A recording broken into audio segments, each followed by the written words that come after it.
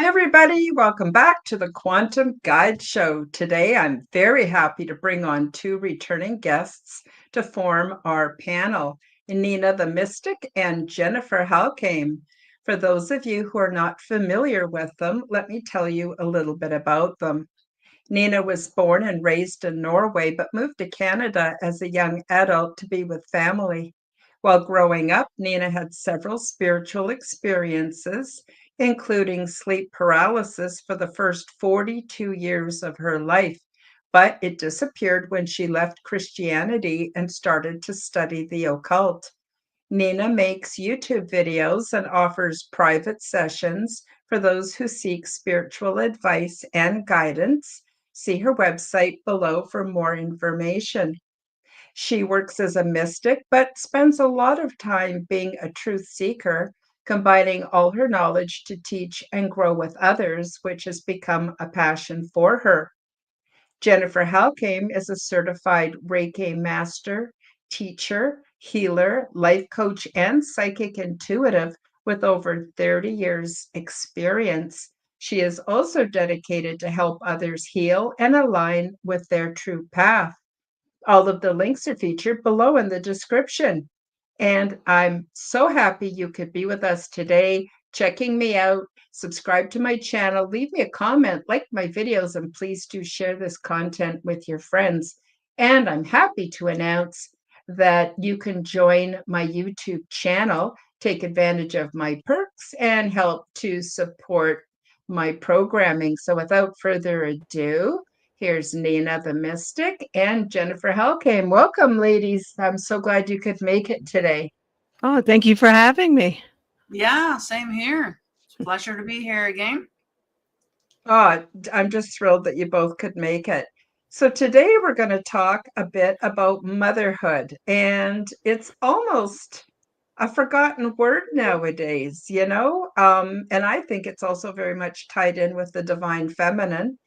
But I want to do full disclosure and start off by saying that I really did not become awakened until my kids were grown up. So what I offer today is hindsight, which they say is 2020, and also ways that I deal with my grown children who have different belief systems, and also my grandchildren. Nina, did you want to add anything else before we get started today?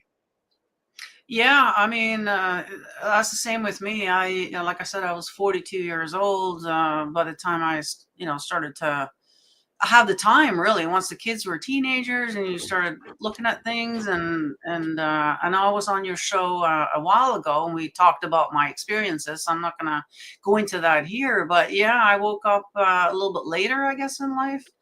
Got out of the religious dogma and started to question like what is going on here.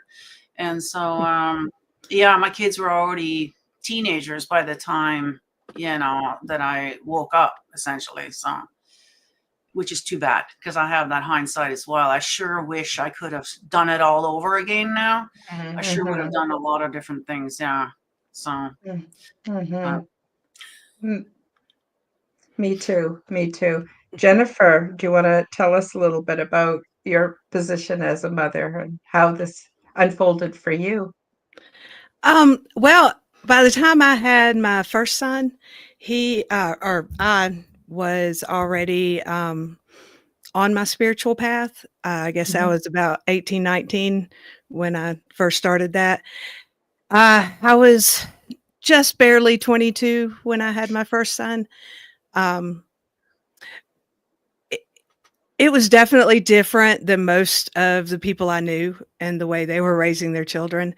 But we'll find out going forward with this show whether or not I'm right. But I have a sneaking suspicion that some things really wouldn't have made any difference. You know, your kids, they pick their own path. They choose their own way forward. And it's tricky. It really is, with the outside world always coming in and them having to process mom being different than everybody else that they meet. And why does she tell me something different than everybody else? listening. Uh, so yeah, we'll get into that as in this show, and yeah. Awesome. Awesome. Now, I also want to say that when my children were young, they were born into a system that of dogma that I was basically brainwashed into believing was the only truth. I actually was a Jehovah Witness for 17 years of my adult life. On the one hand, I don't regret it because it gave structure, and I was troubled, very troubled teen, grew up into being a troubled young adult. And it really provided the structure that my kids needed. But I didn't realize how adversely it affected them in the long run. Fortunately, they actually took a lot less time to deprogram than me.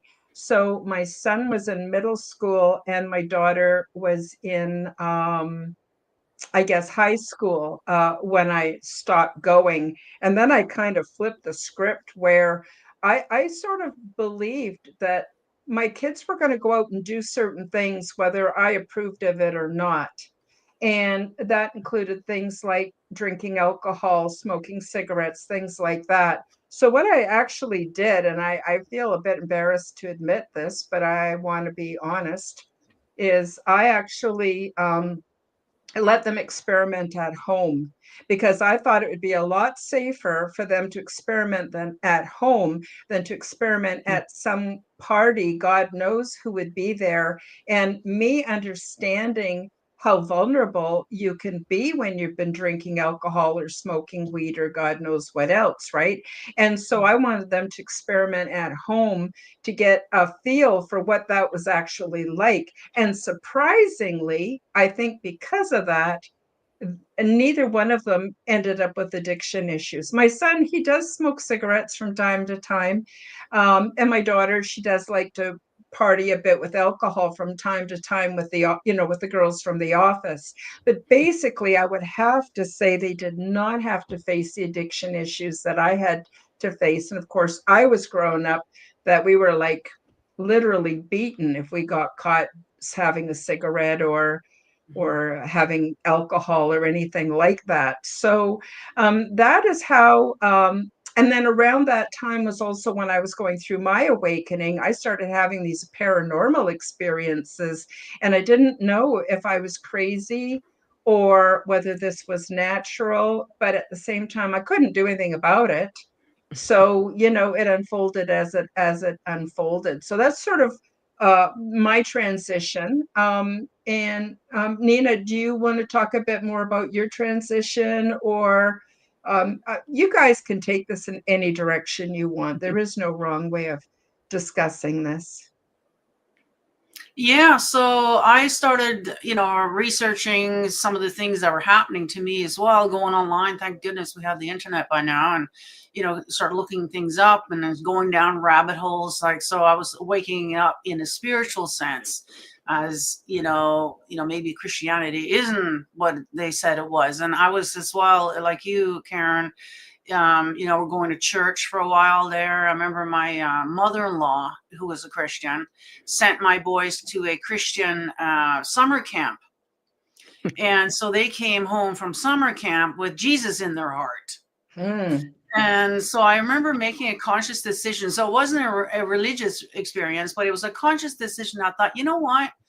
I'm going to go with this. I'm going to go back to church. I'm going to, start getting in with that. And, I wanted some change in my life. And I thought, well, the boys are already there now, so let's do it. So I kind of went back into Christianity as an adult, with them and whatever. And yeah, it's got its good and bad. I mean, like you said, there is structure there. I hear even my atheist son now is saying that, well, the world does need religion because, it kind of keeps us in line and whatever, and which is true. And this is why they came up with that whole thing in the first place, is to keep us under control, and, so, I mean, it was an experience. I mean, I don't regret it now. It was an experience, something that they can say that they've been through. We went through all the, Bible study groups and all of that stuff there. I was in the Baptist church, though, so a little different. So we went through the whole baptism thing. My mom and I got baptized together as an adult. And so, it had its perks, and I don't regret going through the experience. But yeah, as 42-year-old, started researching and realizing that, oh yeah, maybe there's more to all of this than what the church had told me, and so started going that way. So sort of waking up in the spiritual sense. And it wasn't until about 2014 that I started waking up into the truth seeking thing. That was a whole nother rabbit hole that I ended up going down. And to be honest, when you first wake up, I don't know if this is true for everyone, but most of us, we tend to get up on that soapbox and want to tell the world, and so, the world isn't ready, never mind the kids. And I have regrets now. I probably shouldn't have told them everything I knew right away. It kind of traumatized the kids a bit. And then my oldest, I didn't realize how sensitive he is. And he's just not able to handle any of the information. And so he's tending not to talk to me as much now because of that. So that's one thing I do urge you guys to be careful about how much you talk to your kids about, if you know what I mean. So that is definitely something I would change if I had to go back. But yeah. Jennifer, how about you? Well, I grew up, my parents were Methodist growing up, and it was pretty relaxed. And my mom grew up Baptist, and she didn't really like how restrictive the church was. And she had her free flying self. She liked to dance and she liked to swim and all the things that her church growing up said don't do. So she converted with my dad, and they were Methodist. I think I was really lucky in the way that my parents were probably more spiritualists than anything else. They did claim to be Christian, but they had a very kind of a different view, I guess, than most church going folks. And saw God in sort of a universal consciousness kind of way. So at about 12 or 13, they let me go and explore and find my own church and all of this kind of thing. And I think for me, it was very freeing when I had my oldest son. I was still with my mom. My dad had passed the year before, so I was staying with her, and the three of us were just kind of taking care of each other. And I do remember when Amp was little, I would let him stay out of school for certain holidays. And when I first started on my spiritual path, I got in with pagans. And I don't claim to be a pagan now so much, but at the time, I was learning about, all of the nature holidays and celebrating those. And I would let my son stay out of school for those. And my mom one day, she got very frustrated at that. And she said, "What do you think you're teaching him by letting him stay out of school like this?" I said, "Well, about the same thing he'd learned for staying out for Easter or Christmas." I didn't really see any difference. And when he was little, he loved it. We would go out in the middle of nowhere and we'd do some rituals and really enjoy the day and, just spend it with nature. And he really loved it. It was one of the few things that grounded my Leo son. He was fire all the time. But eventually, my mom did settle down with it. She started to realize that there was nothing inherently evil about any of it. And she actually sent me Yule cards for the last 10 years of her life, which was shocking. But I think with my kids are 9 years apart. And I think a lot of the way they view my parenting with them growing up has to do with their fathers not being mystical. And a lot of it was, oh, your mom's crazy. She doesn't know what she's talking about. but I decided to let them forge their own spiritual path and did not force any kind of uh, religious education on them in any way. I did encourage them to study theologies of different kinds, to explore different uh, beliefs and spiritual paths, and to find their own connection with Source. Um, it's iffy depending on what day it is as to whether or not they are doing that. But neither one of them are atheists, so they do have their own understanding of things, which is nice. Wonderful. I myself raised my children as a single parent.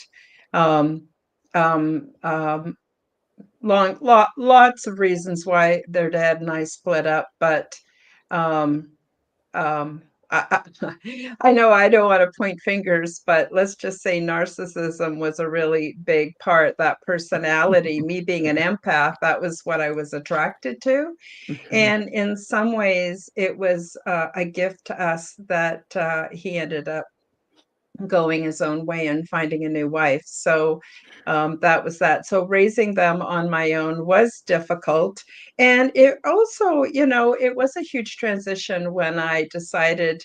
It was interesting. The whole Jehovah Witness thing, I knew for quite a while that it wasn't for me, but the problem is that we were so brainwashed into believing that we would be following Satan and all that other fear stuff, not to mention the shunning, because basically when you're a Jehovah Witness, you can only associate with other Jehovah Witnesses. And when they shun you, it's as though you're dead. You're dead in their eyes, Mhm. and you lose everybody and everything, and you're not prepared for the way the world is and how it became in those 17 years. So Mhm. it was a huge shift for me. But like I said, not so much to my kids. They um, always had a gift for making friends and fitting in places, and was really, really, really happy about that. Um, but I would say if I had to label them, which I don't really like to, I would say it's more on the secular side of spirituality. So they are spiritual, but they're certainly not religious. And I did a fair amount of experimenting after I left the Jehovah Witnesses. I wanted to find out what all this evil stuff was about. So my daughter and I, we actually went to witch school for 8 weeks, took an 8-week Oh. course in Wicca, and we studied under a woman who was trained by Starhawk, which is a very non-denominational, very free method of, well, I guess you would call it paganism. What was interesting is what really appealed to me about it was the energy work, which I continued on in my evolution and in my understanding Mhm. of reality. It really helped me a lot. And then I looked into a few other things, but like I said, I was having these paranormal experiences. So I was being taught directly from unseen forces. Mhm. And I just went with it because it was compelling and I didn't know where it would lead. It certainly isolated me socially for a while, but it was my path and I just stuck to it. Eventually, my children grew up and, it was a bit weird for them, I'm sure, for a while, but everybody seemed to make out okay. And I just have to add this. Oh, two people who I love so much and respect so much are my grown children. They are such wonderful human beings. They are real integrity keepers. And I'm so, Mhm. so grateful for that. Anyway, sorry I rambled on a bit. Nina, do you want to add to the discussion? Yeah, our stories are quite similar. It's when you leave one religion, you tend to want to go completely the opposite side. Like, what is all the fuss over here? So I did the same thing. Although I didn't take it at witch school per se, but just self-studied online. And then, of course, finding local metaphysical stores that usually offers courses and things that you can participate in. And so I did that. This is kind of how I learned. I took several, courses and started getting involved in the communities and learning, catching up. I felt like I really had to try hurry on to catch up. Like I wasted, the first 42 years of my life kind of thing. And so, yeah, it was exciting. I loved it, and so I'm still sort of working as a mystic now, even though I got, there's other things as well that's, in play now. But yeah, it's, it's all about nature. It has nothing to do with, turns out the pagans, they never had a devil. There's no devil in the pagan history. So, and I come from Norway, so I'm very, versed in the Norse mythology and all that. There's no devil there. This is something that the church made up. And that's what people need to get their minds wrapped around. There is no devil. There's no Satan. There's no hell. There's none of that. That's all made up in order to control us. So, paganism is essentially, observing nature, the seasons, which goes back to survival with our crops and, everything. So, and then being grateful, to whatever you want to call it, Gaia or Mother Nature, a universe, whatever, but you're grateful for all the things that are being provided to you. So that's essentially all what it is. It's not really that mystical, to be honest, but yeah. So, yeah. Yeah, I have to say, you guys, I'm a little jealous. By the time you guys got into it, we had things like the internet. When I first started, it was many, many hours sitting in aisles of Books A Million and Barnes and Noble in the library, trying to just scrape together any information you could find from anywhere. And yeah, it's so much easier now. All you have to do is, get online and you can find out anything you want to know. Yeah. Yeah. It's a whole different ballgame, isn't it? Oh, Yeah. But it's also a bit more confusing because there are so many paths and so many philosophical belief systems on every path you want to take, that it can be a little bit overwhelming too. So the next question I want to ask you gals is, what is the most difficult part of being a parent, especially of grown offspring? And I'll give you an example, and I'll tell you what happened for me, especially, is my daughter and my son, I pretty much let them be who they are. And, in quantum physics, we know, and there's a lot of overlap between paganism, quantum physics, and Wicca. And it's sort of almost three different languages of the same phenomenon. So in that, we know from the double slit experiments that the observer, what they believe actually affects the outcome. And so when I started learning about quantum physics, I decided that I would see the very best in my grown children, because that would actually help them on their path, rather than me telling them, do this, do that, believe this, believe that.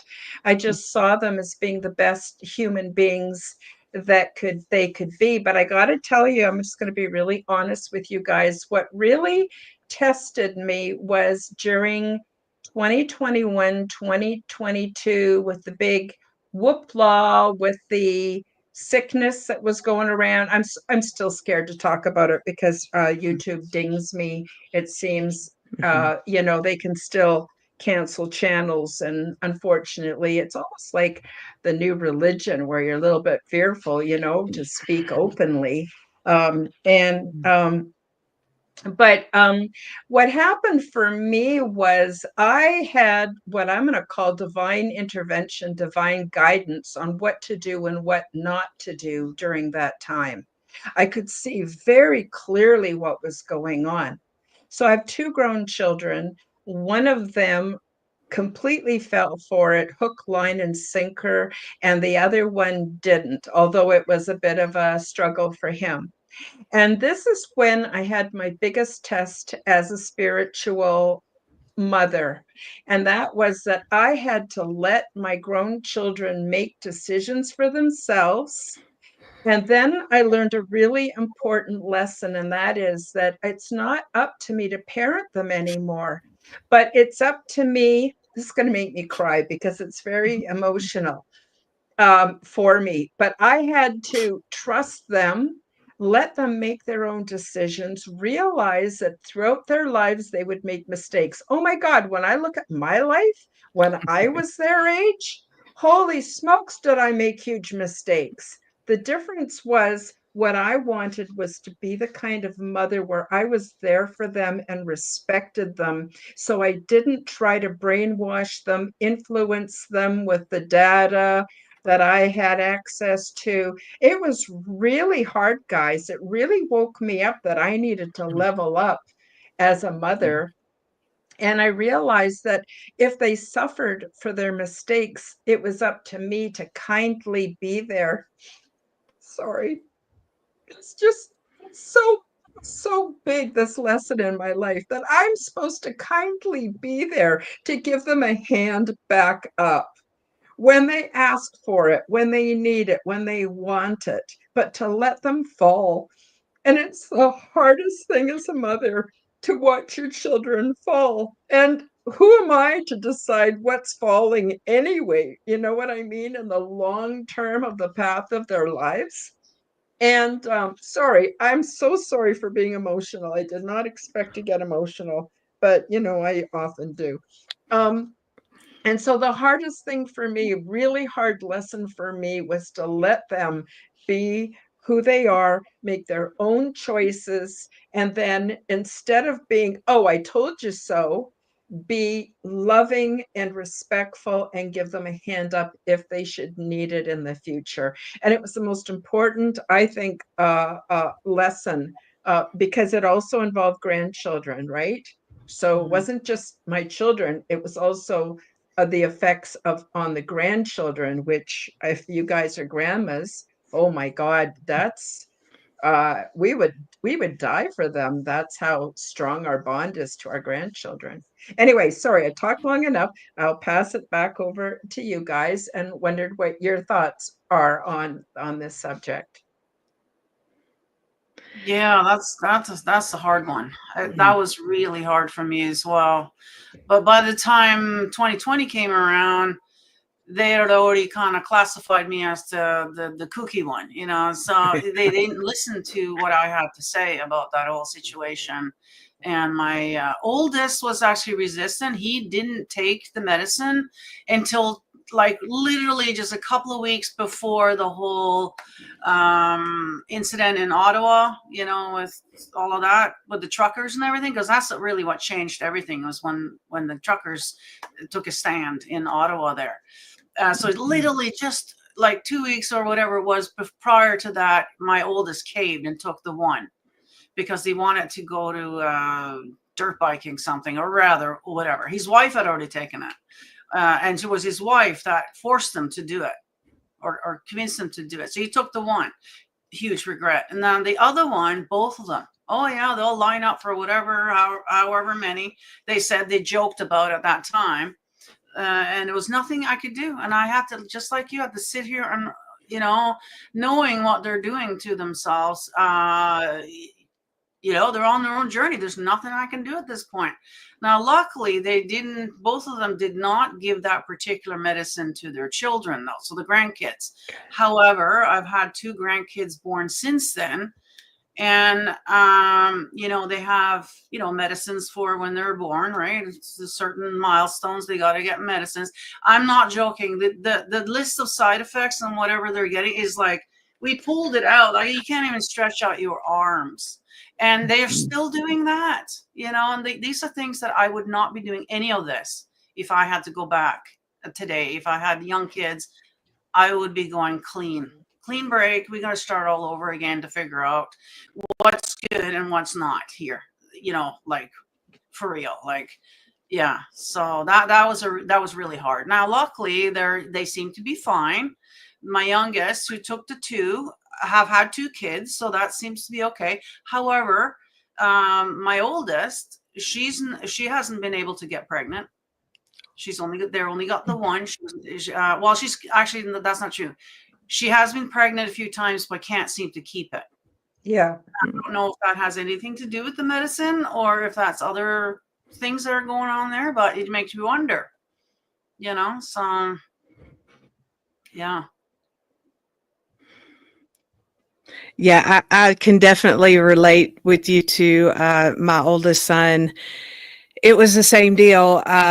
He worked for CSU, still does, and they started trying to require the shots for their staff. I tried very hard not to show how upset I was with it. I don't know that I totally succeeded with that.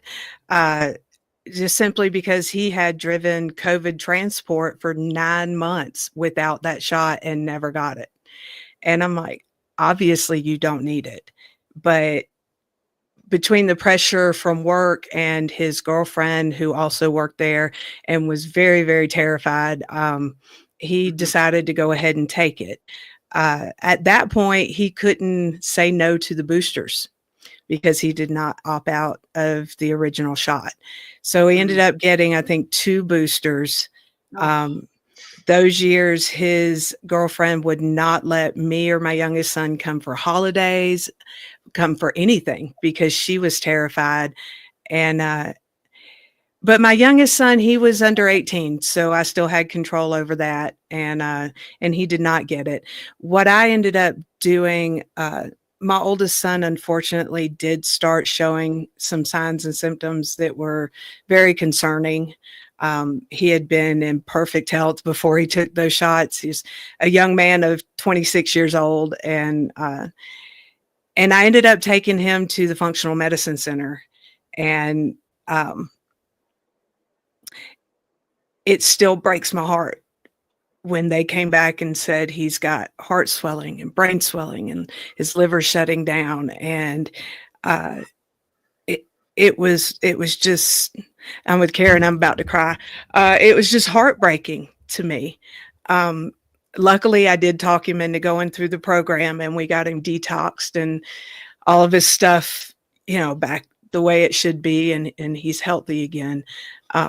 But now he is terrified because he's watched 3 of our friends die from this shot. Another good girlfriend of mine, she is 30 years old, and her pancreas shut down. Now she's got blood clots. And it's just very, very scary for him now that he knows what the potential outcome of this is. My youngest son, he went through a phase with him and his friends where they ran around calling everybody anti-vaxxers, and how teenagers are. And finally I looked at him, I said, you know what, if that's the worst you got, come on. Like, you're under 18, so you're not old enough to make these life-changing decisions for yourself. And now he's very, very grateful that mom paid attention and knew deep down in my bones, like you, Karen, I just knew this was not going to be a good thing. Yeah, a lot of us energy workers and empaths, we felt this stuff coming for a long time, a good decade or more. So I think in certain ways, being mystical moms, we kind of got a heads up on this, and we're told to just stay away from it. But yeah, like you said, Karen, it was a huge learning experience for me to let go of trying to control these things with my kid, because he was a grown man. He supported himself and paid his own bills and stood on his own 2 feet. and I really just wanted to choke out his girlfriend. But again, you have to stand back and say, I'm here when you need me. And until then, I'll respect your choice as an adult to do what you think is right. Yeah, it's very painful. They say that when your children are little, they're a backache, and when your children grow up, they're a heartache. And in some ways, I found that to be really true. Now, my daughter, she had to for work. Her job depended on it, and plus the culture that she was in was very much for it. But I gotta say that almost every month her their whole family gets sick with the symptoms of having full-blown um, illness.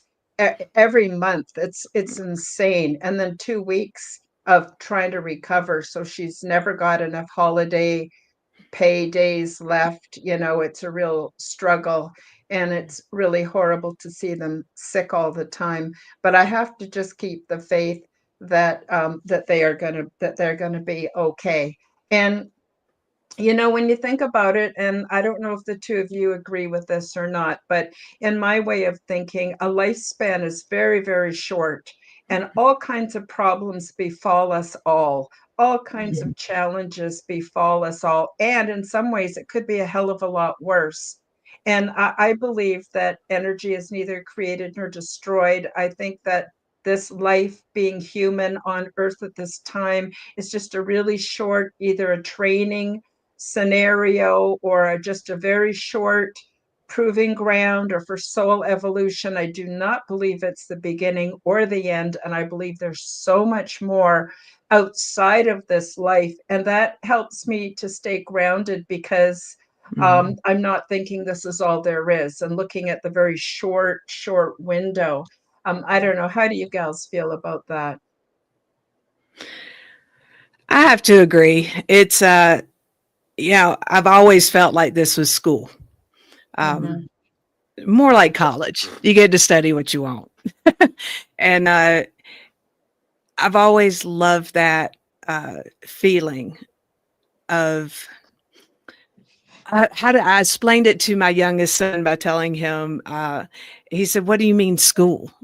I said, "Well, we're here for the experience." And he said, "What do you mean?" I said, "Well, think about it this way. It's kind of like the difference between reading a book on skydiving and actually skydiving. Source needs the experience. So we're here to do that." And trying to explain to them along the way that they have the ability to create their own world, their own life. And as my oldest son poignantly put it at 3 years old, when I said, "The world doesn't revolve around you." And his response was, "Well, why not?" And I never could answer that question, because as I've grown in my spiritual path, I've come to realize he was right at 3 years old. The world does revolve around him, and it always will. Yeah, I feel the same way as you guys. Yeah, energy never dies. It just transmutes. It's kind of like water, it doesn't go away either. It just evaporates or changes forms and whatever, but it's always there. And so that's the good news about this place, is that, we will be moving on, just, in a different form once we leave this place. So, and I also feel that, yeah, this is a school, but it's also now starting to feel more like a video game, honestly. You know what I mean? Once you start looking into the past now, about all the past civilizations that were here, and you start looking into all of that, that's kind of like a video game as well. We go on to the next level, but you're just on top of the other level. Yeah. You know what I mean? It's not a new video game. It's just another level in this game. And that's basically what we've done here, is built on top of other civilizations. Buried them, buried all the books, got rid of all of this so that we don't know exactly what happened before. And then we just start a new game or a new level. And I feel so the more I'm getting into it, the more it's starting to feel that way to me. So yeah. Mhm. That's a really good point. I just want to take a minute and say hi to, we got Chris Matthew out in the audience, Forbidden Knowledge News, and Kaleidoscope Eyes. And I just wanted to acknowledge them and thank them for coming to the show today. I also, if you gals don't mind, I'd like to just take a quick 2 minute for a short promotion. And then we'll come back. And then I want to delve into how we can exercise our mystical motherhood towards our grandchildren. Learn the stunning details about ET diversity and culture, along with their advanced ways of living and expressing spirituality, which is in no way like anything imagined here on Earth. Transdimensional, Meet the New Neighbors, introduces you to many different ET beings, the healing pods, the interior of the big ship, my orientation process, cultural events, and off-world mating practices. In my contact experience, I learned a great deal about the big ship, intergalactic and transdimensional travel, intergalactic planetary research, and the various options for resettlement. Once I published my first book, I felt the need to create a second book called Transdimensional 2, Meet the Greys Picture Book. I worked with AI to develop many images of beings that we have come to know of as the Greys. These beings come from many places, realms, dimensions, and timelines, and although they are of the same species as other humanoids, they are from many different family lines and races. What qualifies them as Greys is that their skin does not contain the pigment necessary to reflect light in our visible range of the color spectrum, so to us, they all appear to be various shades of gray. Beyond this physical attribute, there is much diversity in their origins, cultures, purposes, and physiological details. My goal is to get you used to the looks of beings which are different than humans in order to reduce your fear and increase your familiarity so you will remain more rational and grounded once the ET presence escalates beyond debate. Enjoy these images and notice the things we have in common, so you will see that although they are different from us in appearance, we are essentially many family lines within one species. Paperback and Kindle versions of both books are now available on Amazon worldwide. Search the Amazon and Kindle bookstores and pick up your copies today. And we're back. So those of you who are listening on audio, I have a panel today with Nina the Mystic and Jennifer Halcame, and we're talking about motherhood and mystical motherhood. And so far, we talked a bit about our journey and our awakening and how this affected our families. And we talked about challenges within from being mothers, the kind of challenges we faced. And now I wanted to talk a little bit about grandchildren. Jennifer, I'm not sure. Did you say you have grandchildren or you do not yet have grandchildren? I do not yet have grandchildren. Both of my boys have expressed that they don't want to have children. Mhm. And I told them that I at least hope they have one in the old fashioned way of, oops, I didn't mean to do that. But yeah, I look forward to it in hopes that I will one day. I didn't think I was going to have grandchildren because both of my children said, nope, no way we're going to have grandchildren. And the funny thing about, well, not funny, haha, but my daughter and her husband actually did try, and she was able to get pregnant, but was not able to carry to term. It was very heartbreaking. And then one day, they both woke up in the middle of the night, carried on like bunny rabbits. And the next morning, they knew that she was pregnant. It was very mystical in itself. So now I have actually twin granddaughters. They got a double yoker there. Wow. And yeah, and but my daughter and her husband are not against me teaching mystical methods to the grandchildren. So when I was Yay. there, yes, when I was there in Yay. March, I taught them how to channel energy and how to play with energy between their hands. And then I taught them how to focus that energy on each other and on their mom to help heal them. They didn't know they had the ability to heal each other. And so we didn't get that far with it, but I'm going back in July and they're turning 6 and we're going to continue on. I also want to take some of those cards to test them for psychic abilities. And so I'm so grateful that my daughter and her husband are not against me doing this kind of play. I mean, to the kids it's play, but they are taken to it like a duck takes to water. And it's my hope that they will then be able to go and use that healing on their mom, on their dad, on each other, which might take have a positive effect on the other things we talked about in the first half of this show. So I'm really, really excited. The other thing that happened with them is the one that they had my son-in-law, he had several people in his family pass away recently, and even though the girls are so young, they understood that when they were dead, their bodies get buried in a graveyard and they're not going to ever see them anymore, and they were very upset about it even though they were so young. So I started telling them about that their bodies are gone, but they are not gone. And I was thinking about it when I go see them in July. I'm going to take some water and put it in a saucepan and boil it and say, okay, now you can see the water. That's like your grandpa when he was here. And I'm going to hold a plate up to catch the steam and say, and that's like grandpa, how he is now. You can't see him, just like you can't see the steam, but it's still there. So I'm hoping that little science experiment will help them. And so the other thing is they're a little bit worried because they know that I'm there. They call me Ning Ning. I don't know why. That's just what the name they gave me when they were 1 year old. They're aware that their Ning Ning is old. And they know that that means Ning Ning won't be here forever, right?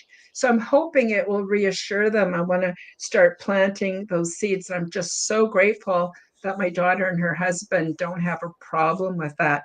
So that's how I'm exercising my mystical motherhood, basically with my grown children, by accepting them the way they are and by letting them be all that they can be and seeing a positive outcome for them. And then with the grandchildren, actually teaching them mystical talents, which I'm very excited about. I don't know. Are you able to do anything like that, Nina, with your grandchildren, or how's that going? So far they're still very young. And so my little guy is not even 3 yet. He'll be 3 here in July. But he's very, very quiet. Like he doesn't seem to want to communicate very much. And I'm wondering now if, because we talked about the medicines that they were given, I don't want to put it out there, but he seems like he might be on the spectrum of something here. Like he just doesn't communicate. He doesn't answer you when you talk to him. He doesn't. So, but I don't know. It could just be him. The little granddaughter, she just turned a year. She's more social. She's very much like, a girl, I guess. So I am kind of hoping to, as they get a little bit older here, to, start teaching them. And the water thing is perfect. How the water transmute into different things. It could be frozen. It could be liquid. It could be steam, but it's all still water, and it's, and to think that we're actually, the water that we're drinking today is the same water that was here thousands of years ago. It just, you know what I mean? Like it's and it holds memory, so the great thing about water. So I can't wait to start teaching them stuff like that. And I know they'll be into it. My youngest he says he's an atheist, although he kind of agrees that, humanity needs some sort of kind of religion.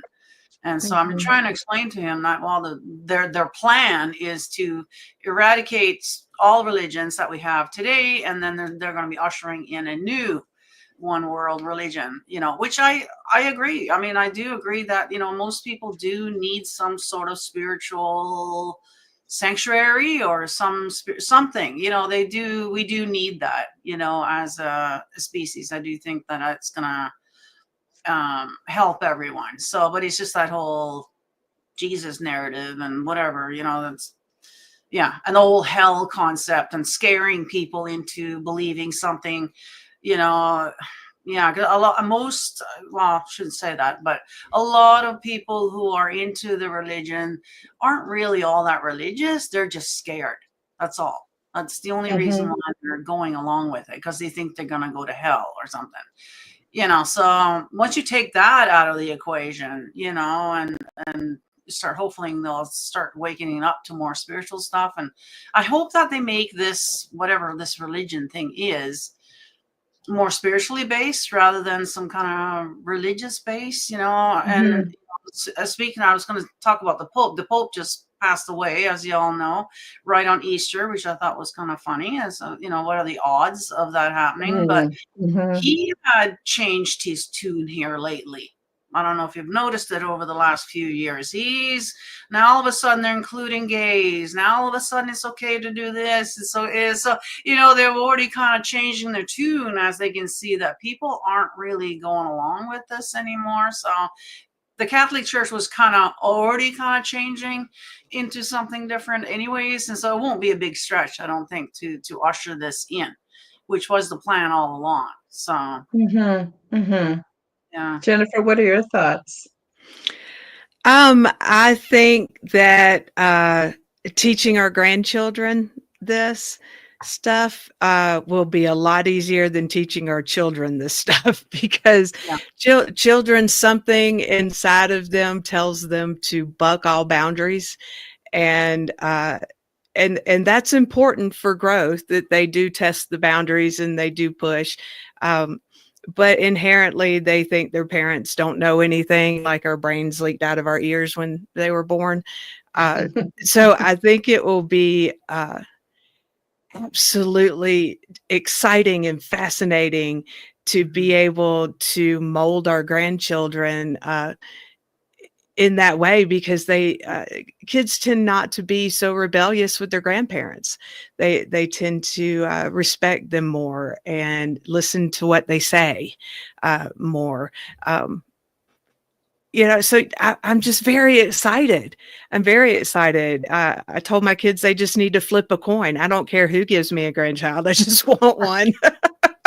Mm-hmm. Yeah. Well, they're still young. There's still lots of time, Yeah. Mm-hmm. you Yeah. know. Mm-hmm. Yeah, and I didn't think I was ever going to have grandchildren, and now I have grandchildren, and I'm, of Yeah. course, thrilled. My daughter was terrified, especially when she found out she was having twins, and it's been a big job for sure. But they're in school, they're in kindergarten, and they're going into grade 1 in the fall, and it's starting to they're sleeping through the night, and you know, all of that stuff. So, you know, it is getting easier. But, you know, I actually spend a great deal of time thinking about how can I be a better grandparent and better parent, you know. And often with my grown children, it's learn to mind my own business. That's a huge lesson. And you know, there's all kinds of people out there. They claim to be all spiritual and all enlightened. Yeah, send them home. Send them home to spend a weekend with their family, and then show us how spiritual and how enlightened you are.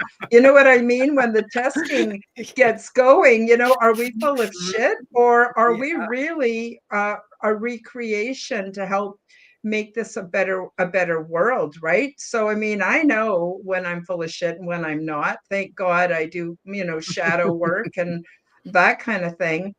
But Mhm. there's something quite magical about grandchildren. So Mhm. I hope Jennifer, you do get grandchildren. And then of course now they're talking about how we're in population decline, and now they want to Mhm. offer, in the States there's talk of offering a financial incentive to people who have children. So let's hope, you know, we can have children. And I also think that we were meant to support each other, the grandparents, the parents, and the children, the grandchildren, maybe even the great grandparents. We were meant, I think, to have closer community and not be so separate in our ways, you know, and to help each other and support each other. And, you know, I just want to say a quick shout out to Tennessee, Kentucky Bigfoot. Hi, Tennessee. Nice to have you in the chat. Um, yeah, oh, let me just see. He has a comment here for us. He says, we have been under the puppet players a long time. I feel Trump is real player. People are over the fake leaders. Well, like I said, we're, I think, behind in Canada. I'm just going to say my opinion. But there is a lot of changes going on in the States. It's almost like a giant experiment, but I'm pretty excited for it, and yeah, it'd be nice if people got back into family units and extended family units. I don't know. What are your gals' thoughts on all that? We're going to have to, with the way the economy, like I was going to say, like my kids kind of just made it into the market and they got married and had kids. But most of their friends are still at home. They can't afford to get married, can't afford to buy a house, and obviously can't afford to have children. So, so this is very unfortunate what's going on. But I do feel that there's going to be a huge shift in the market. There's going to be a huge correction. And obviously there's going to be a lot of people upset about it. Because that $1 million house that you bought now gets valued at 200,000, where it should be. Yeah. Yeah. So I don't know how it's all going to pan out, but I feel that there is going to be a huge correction. Things are going to start going back to normal, where a man is able to actually get married, have a wife that stays at home, takes care of the children. No more of this daycare thing. Like that's a whole nother show we could do. The daycare is like it's horrible of what's going on. And I see all these subsidized daycares everywhere. Nobody's raising their own children. They barely see them, and what's going on. So I do believe that we're kind of gonna be going back to more old-fashioned ways of doing things. Family units are going to be a lot stronger again. It's going to be in again to have a family, and be able to afford it. And I think a lot of guys, probably your sons too, are probably in the back of their mind. It's not so much that they don't want kids, is that they think that they can't afford it, or it's, what I mean? So if they have, a future in front of them where they can have all these, I'm pretty sure they're going to want it, so yeah. Yeah. Jennifer, do you have any thoughts? I definitely agree. I tell my kids the way I see all this going down, this current situation in the world. They say I'm a bit of an optimist. I tell them that, yay. I'm glad I am. But I feel like this is a leveling up. So in order to create something new, which we all know we need to do because this current system doesn't work for anyone other than a very small amount of people on the planet, that you have to go through the destruction period where things are blown up and wiped away. So instead of encouraging them to be outraged about the things that are happening, I encourage them to put their energy towards what's next. What kind of world do you want to build? Because it is their generation that's going to do it, and to me, it's an exciting time. To them, it's a very scary time because they don't know what's coming. And I told them, I said, look, there's going to come a point in the in-between, the point in which the destruction is done and the new agenda has not been enacted. And at that point, which is coming very soon, sooner than we think it is, at that point, it's going to be optimal time to hijack the agenda for the rest of us. And they're going to need to be prepared and think about what it is they want in the future and how it is they want their world to look. And I think it's getting them excited. I see this as being very privileged to be alive at this time, to witness all of this amazingness. And I know it looks scary to most people. The systems they're used to depending on are going away. but I agree. I think the time is coming when family is going to be more important than ever, um, even if it's not your birth family. I think Karen and and I don't know about Nina, but we didn't really care for the family we were born into for various reasons. And, but we managed to just make our own. And I think those are just as important as blood ties as the family you choose. Mhm. And that it is important that kids are raised in a big family, you know, a generational family. My kids didn't get to do that, and I think that it would have benefited them tremendously to have had that type of wisdom and security around them. But hoping to change that going forward in our family. So, um, yeah. But I feel like I need to say, for any of the parents out there that are worried that their kids won't be able to stand up in this world as it is and find their path forward, that as long as you raise kids with good hearts, that's what the world needs. Mhm. They need lots of varying opinions and lots of skills and lots of different, but the one thing that the world needs now are big-hearted people with lots of kindness and compassion and understanding. And I'm very happy that I raised 2 boys that are. That's wonderful, really wonderful. Well, we're actually out of time, but I want to give you each a few minutes for any closing thoughts, last minute things you want to add. And please tell people where they can find you. So remember, this is also going to be going out on an audio podcast. So it's good to actually say the link address where people can find you. And Nina, do you want to start us off with that? Yeah, you can find me pretty much on every platform. YouTube is now Nina the Mystic Truther. I'm kind of combining content over there, the mystic stuff as well as the truth seeking stuff. I know it's not the way to do YouTube, but hey, it's my YouTube channel. I can do whatever I want.